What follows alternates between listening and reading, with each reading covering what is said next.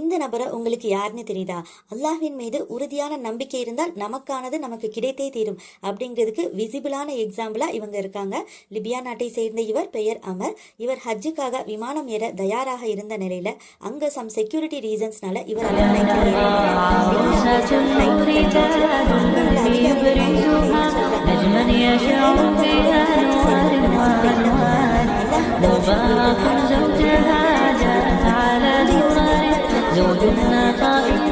ஏன்னா ஃப்ளைட்டே கிளம்பிருச்சு.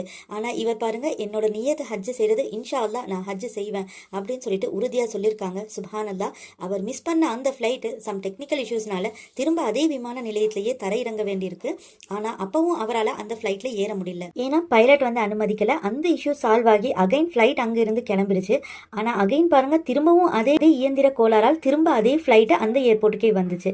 ஆனால் இந்த டைம் பார்த்தீங்க அப்படின்னா பைலட் என்ன சொல்றாரு, இந்த முறை அமர் இல்லாமல் ஃப்ளைட்டு கிளம்பாது அப்படின்னு சொல்லியிருக்காராம். சுஹானல்லா. இறுதியாக அவர் விமானத்தில் ஏறி ஹஜ் செய்யறதுக்காக கிளம்பிட்டாங்க. உங்களுக்காக எழுதியிருப்பது உலகமே அதற்கு எதிராக இருந்தாலும் அது உங்களை வந்து சேரும்.